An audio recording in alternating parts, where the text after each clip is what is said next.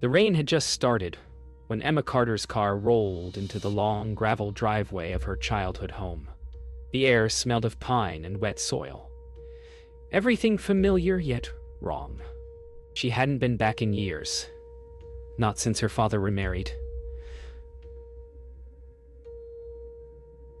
Through the window, she could see the soft amber glow of the house and a woman's silhouette waiting in the doorway. "Emma, you made it!" Lila's voice was melodic, perfectly warm. Too warm. Emma forced a smile, gripping her umbrella tighter. Her father appeared beside his new wife, older than she remembered, but his eyes still kind. "We're so happy you're here," he said, placing a hand on Lila's back with a tenderness that unsettled Emma. As she stepped inside, the scent of jasmine and unfamiliar perfume filled the air. Family photos lined the hallway. Only now, her mother's picture was gone. Lila's eyes met hers, calm and unreadable. "I've made your mother's favorite stew," she said softly. "I thought you'd like that." Emma froze. You couldn't have known that," she whispered. Dinner was a quiet theater of politeness. The silverware clinked softly, the clock ticked too loudly, and Emma's smile felt like porcelain ready to crack. Lila served bowls of stew, her movements flawless, rehearsed. Richard filled the silence with gentle anecdotes about the town's renovations, but Emma barely heard him. She was watching Lila's hands. A scar ran down her wrist, faint but unmistakable. "So, Emma," Lila said sweetly, "your father tells me you write about crime." Emma nodded. "Sometimes," she replied, "mostly about people hiding things." Their eyes met, an invisible current passing between them. Richard laughed, not catching the tension. "Lila used to work in social services," he added proudly. "She's seen her fair share of secrets." Emma's spoon stopped halfway to her lips. "Is that right?" she said softly. "You must have a talent for understanding people." Lila smiled. "I do," she said. "Especially daughters." 900 characters. After dinner, Emma wandered into her mother's old study. The air was still, faintly perfumed with dust and memory. Books lined the shelves, untouched. On the desk sat a porcelain cup filled with pens, one cracked at the rim, her mother's favorite. Emma's reflection in the window merged with the dark trees outside. She turned when she heard Lila's voice behind her. "You used to spend hours in here, didn't you?" Emma frowned. "You seem to know a lot about my childhood."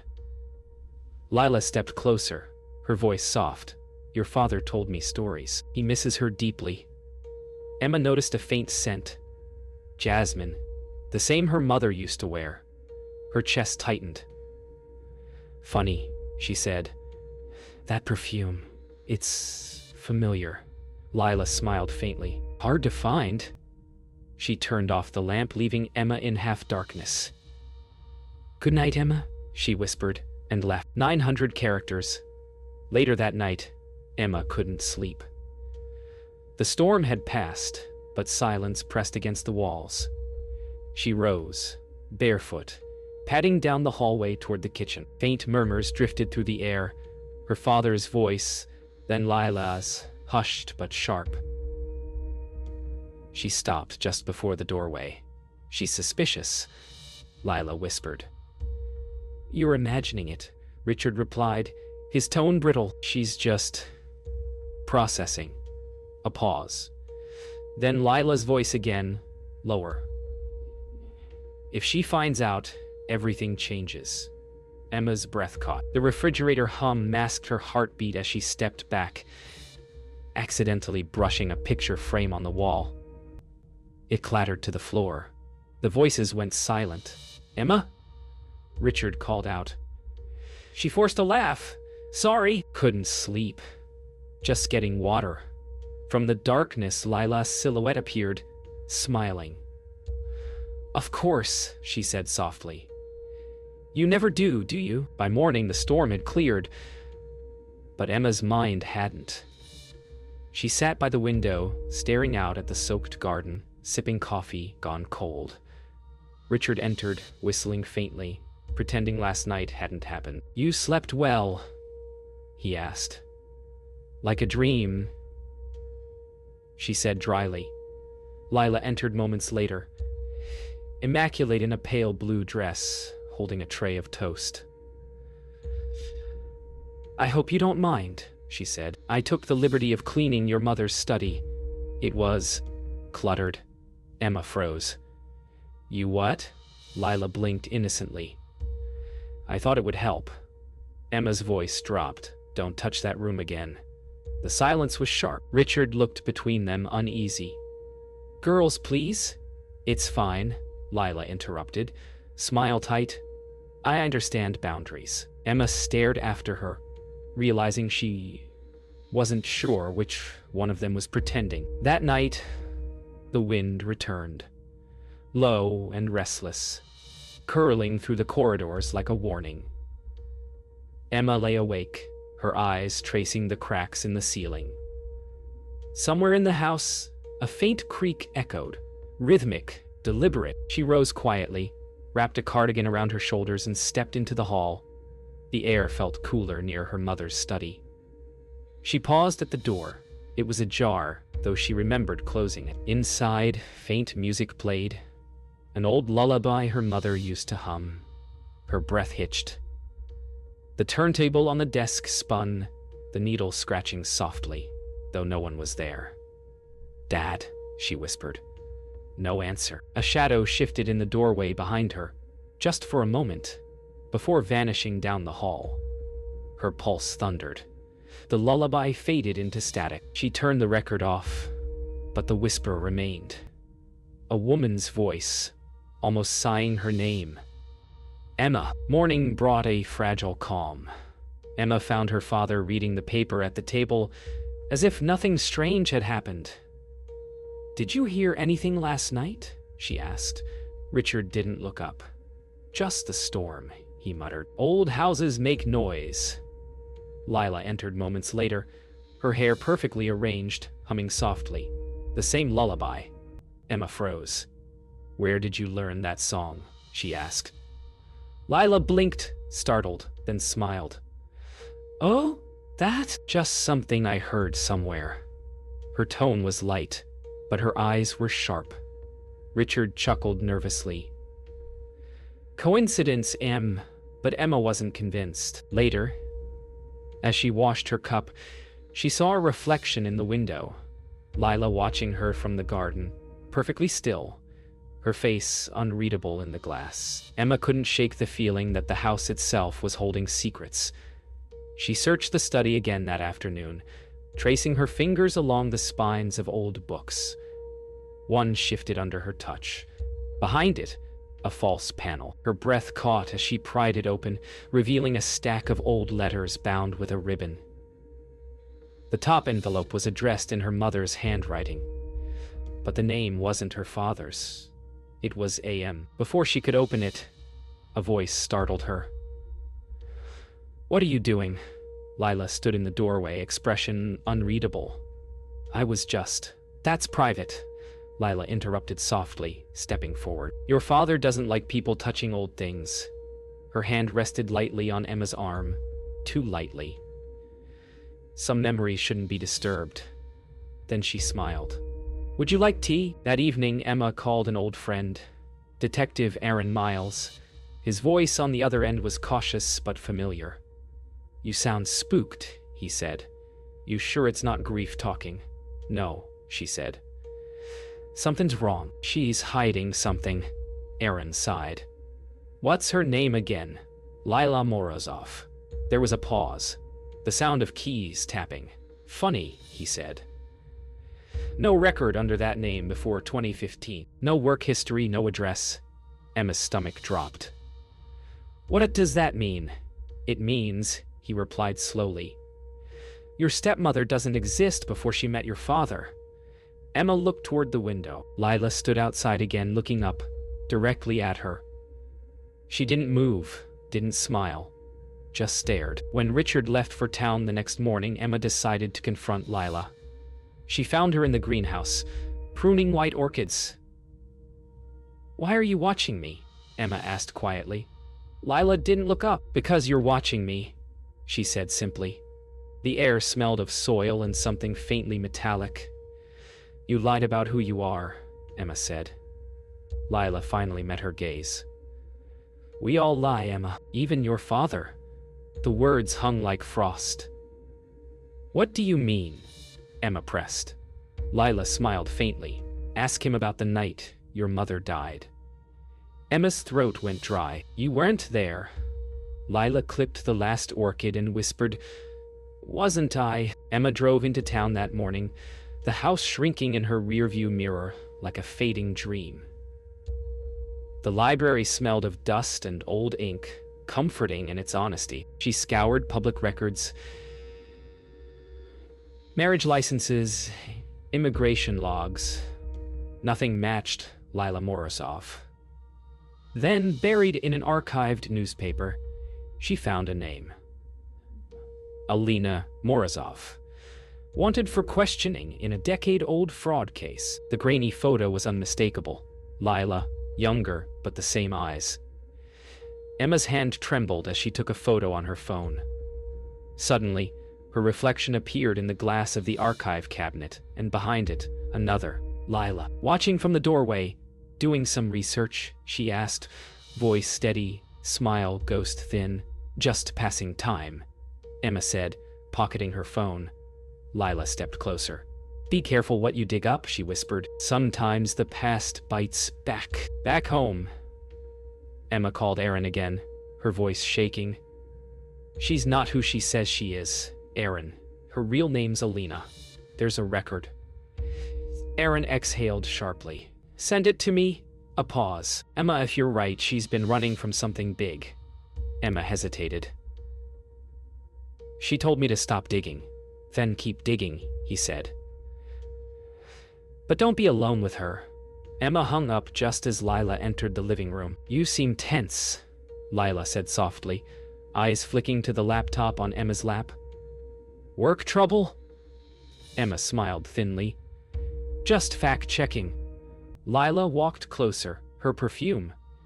Jasmine again, filling the air. "You remind me so much of your mother," she said. Curious. Stubborn. Emma's pulse skipped. "You knew her, didn't you?" Silence. Then, quietly, maybe. That night, Emma slipped into her father's study while he slept. Papers were neatly stacked, too neatly. She sifted through drawers until she found an old envelope marked "Private." Inside were photographs. Her mother with a young woman, Alina, smiling, arms linked. One photo stopped her cold. It was taken days before her mother's death. On the back, a note in her mother's handwriting. "She deserves a second chance." Footsteps creaked behind her. Emma spun, hiding the photos. Richard stood in the doorway, weary eyes glistening. "That room's off limits," he said quietly. "You kept this," Emma said. "Why?" He hesitated. "Because forgiveness isn't always simple." His voice trembled. "Let sleeping ghosts lie." She met his eyes. "What if one never died?" The next day, Emma drove to Maggie Hale's house, her godmother. The woman greeted her with a tight hug and a worried smile. "I was afraid this day would come," Maggie said. She pulled out an old album, flipping to a page showing Emma's mother and a young Alina. "She was bright, fragile," Maggie explained. "Your mother tried to help her after she got mixed up with dangerous people. Then Alina vanished the week before the accident." Emma's throat tightened. "You think she had something to do with it?" Maggie hesitated. "I think she was there." Emma's hands trembled on the page. "She's here now," she whispered. Maggie looked up, horrified. "You mean?" "She calls herself Lila." That evening, Emma returned home to find the house unnervingly silent. A single light burned in the kitchen. Lila sat at the table, wine glass half full, her phone beside her. "You've been busy," she said without looking up. Emma's pulse quickened. "You've been lying." Lila finally met her gaze, eyes tired. No.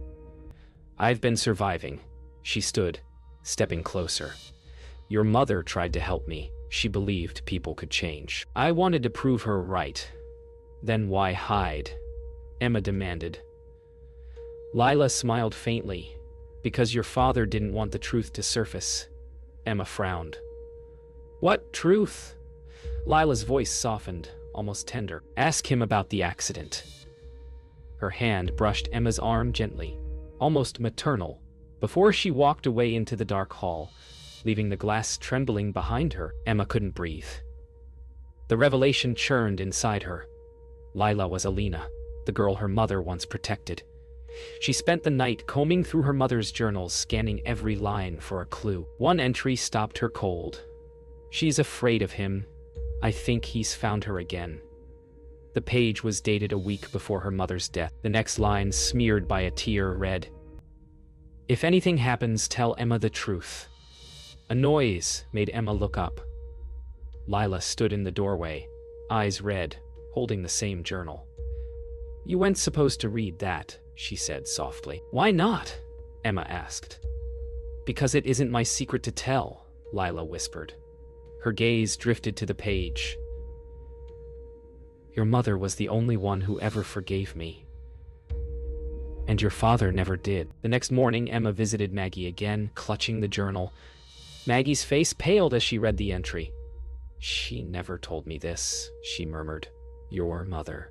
She was protecting Alina from someone dangerous, someone who wouldn't let her go. Emma frowned. Who? Maggie hesitated. Your father's business partner, the man who threatened to expose their finances if Alina didn't cooperate. She was supposed to testify, but she vanished instead. Emma's stomach turned. You mean Mom died because she helped her? Maggie nodded, eyes welling. And maybe because she found out too much. Emma whispered. Then why marry my father? Maggie looked at her gravely. Maybe she wanted to finish what your mother started. That evening, Emma confronted her father. Did you know who she was? She demanded. Richard turned, startled. Who? Lila. Or should I say Alina? His face drained of color. Where did you hear that name? From Mom's journals? Emma said coldly. From Maggie. From the lies you buried. Richard's shoulders sagged. It wasn't supposed to go this far, he muttered. Your mother believed she could save everyone. Alina was in trouble, with dangerous people. We tried to protect her. Emma stepped closer, and Mom died for it. His silence was answer enough. Tears welled in Emma's eyes. She trusted you. Richard's voice broke. And I failed her. Behind them, unseen, Lila listened from the hallway, tears silently tracking down her face. Later, Lila approached Emma in the garden. The air was heavy with mist. He's not the villain you think, she said quietly. Then who is? Emma asked. Lila looked toward the woods. The man who wanted me dead. Your father's old partner, Victor Hale. Emma froze. Hale? Yes, Lila whispered. Maggie's husband. Your mother found out he was laundering money through your father's firm. She tried to expose him. I was a witness, but I ran. I thought if I disappeared, it would end. Her voice trembled. Your mother died because of that night. I've spent my life trying to make it right. Emma stared at her, disbelief and sympathy warring in her eyes. Then, why come back? Lila looked away. Because someone else already has. That night, Emma replayed Lila's words. Victor Hale, Maggie's husband. The realization hit like ice water. She called Aaron immediately. Check for any connection between Victor Hale and my mother's case. He returned the call an hour later, voice tight. Emma, Victor Hale's death was ruled accidental. 2 days after your mother's. But guess who signed the report? Who? Your father. Silence stretched. Emma's grip on the phone tightened. He covered it up. Aaron hesitated. There's more. Victor's accounts were cleaned out. Someone transferred everything to an offshore name. Alina Morozov. Emma's blood ran cold. She didn't just run from the past, she whispered. She took it with her. Morning came heavy with silence. The storm clouds had returned, pressing low over the garden. Emma stood by the window, gripping her phone. She'd hardly slept. When she turned, Lila was there. Quiet, calm, holding 2 cups of coffee.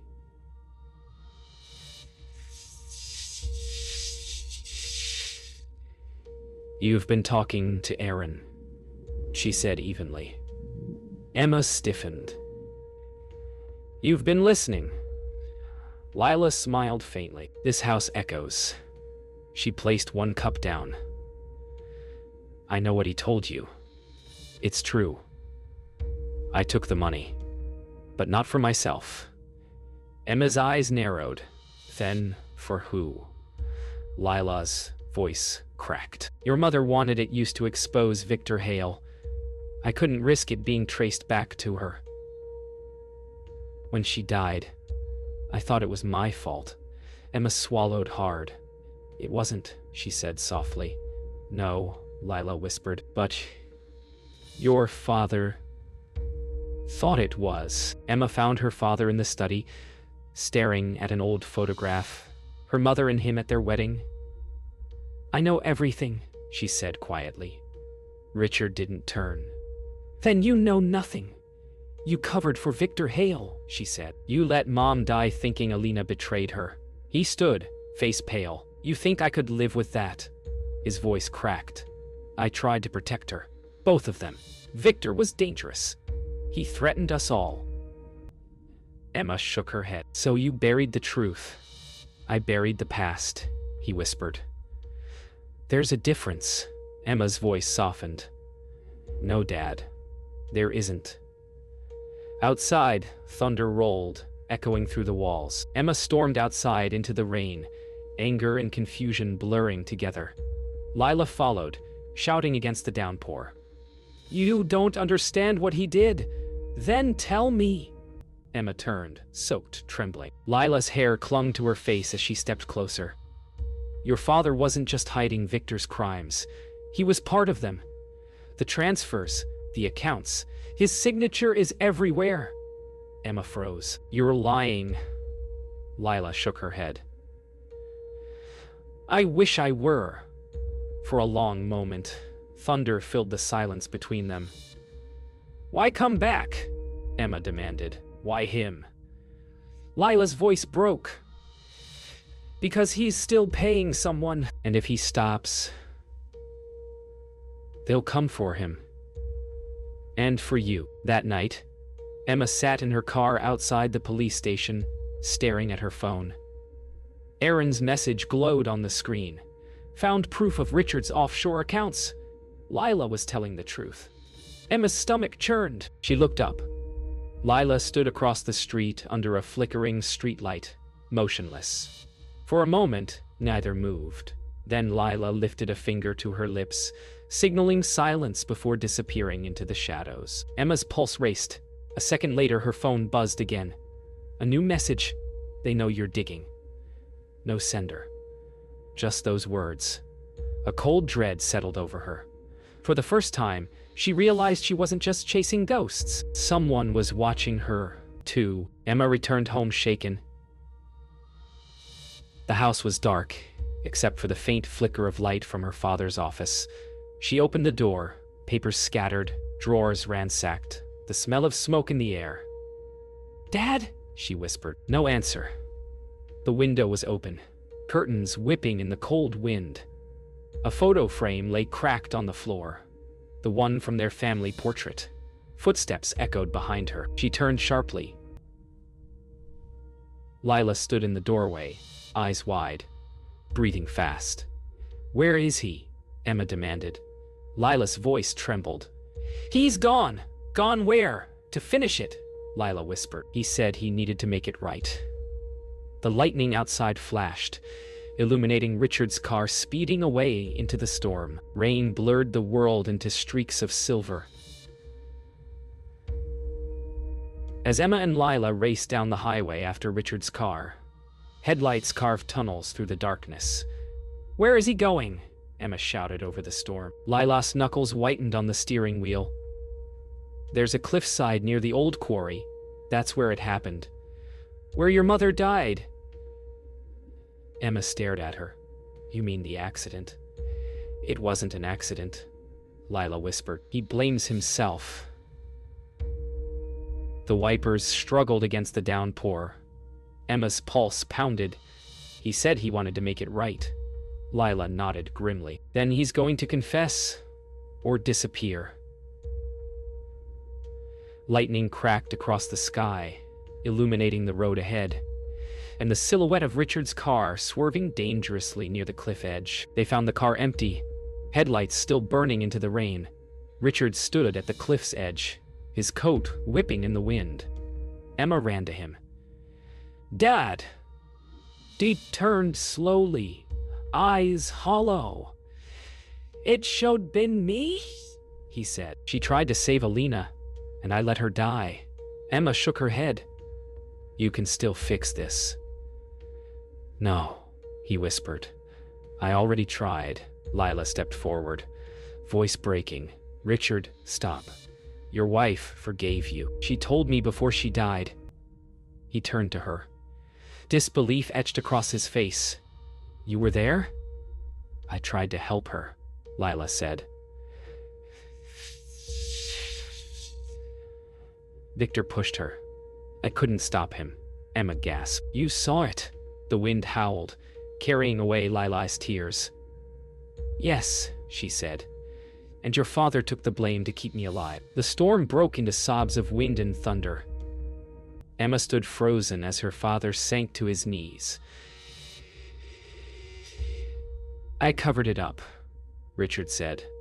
"I couldn't lose you both. Victor was dead. Your mother was gone. I made it look accidental." Emma knelt beside him, and Alina. He looked toward Lila. "She begged me not to turn her in, said she'd make it right someday." Lila's voice trembled. "And I did. I took his money and used it to expose his network. But I couldn't come back. Not until now." Richard's hands shook. "I was wrong to think lies could protect you." Emma pressed her palm against his. "Then tell the truth, Dad. All of it." Lightning flared, and the distant sound of approaching sirens echoed through the rain. Back at the house, hours later, the storm eased. Police lights flashed against the rain-slicked windows as Aaron approached. "You okay?" he asked softly. Emma nodded faintly. "We'll never really be okay." Lila sat on the steps, wrapped in a blanket, silent. Richard gave his statement inside, hands trembling. "He's confessing," Aaron said. "Everything." Emma looked at Lila. "You can start over now." Lila met her eyes. "There's no starting over, Emma. Just surviving what's left." Emma hesitated. "You saved him." Lila smiled weakly. "He saved me first." As officers led Richard away, Emma felt both grief and peace.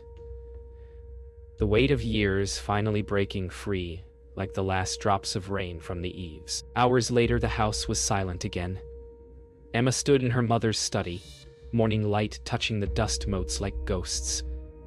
On the desk lay the old photograph. Her mother and a young Alina, smiling. Lila entered quietly. "I should go," she said. Emma turned. "Where will you go?" "Somewhere quiet," Lila said softly. "Your mother once told me that forgiveness isn't about forgetting. It's about remembering without pain."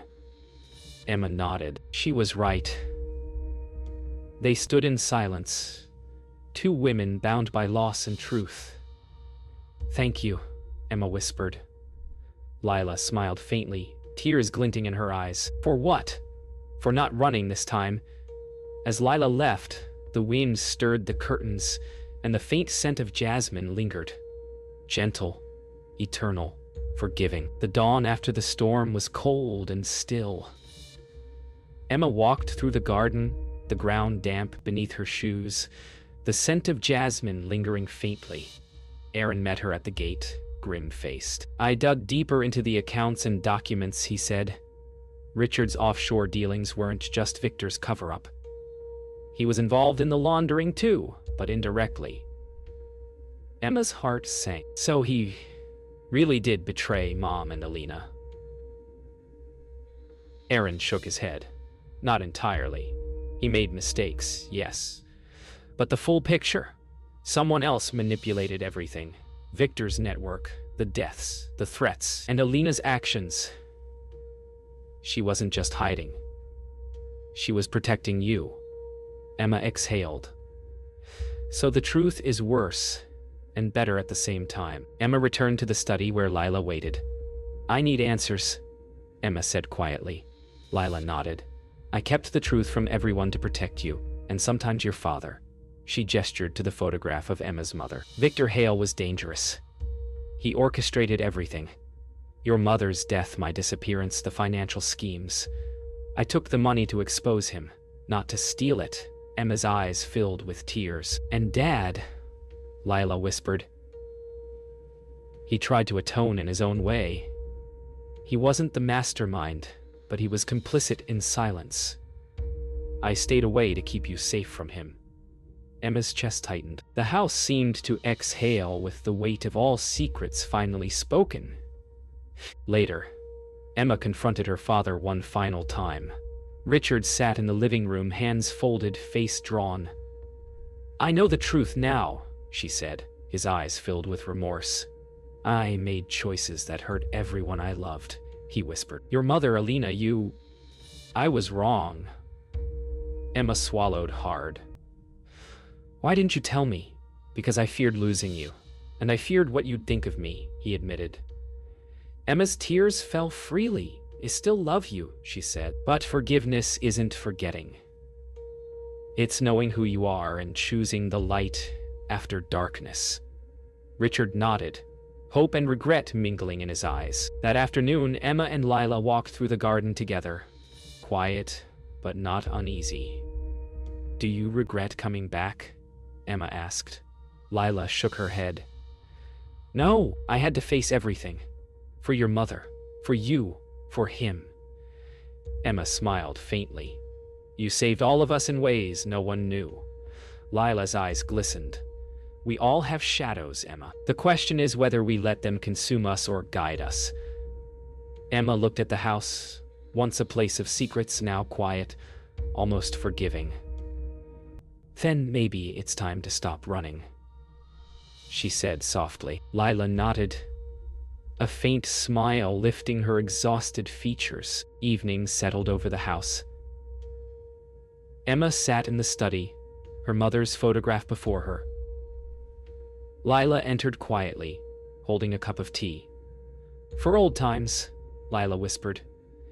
Emma nodded, smiling faintly. "For new beginnings," she said. Silence filled the room, comfortable and unforced. Outside, the wind rustled the trees, carrying the faint scent of jasmine.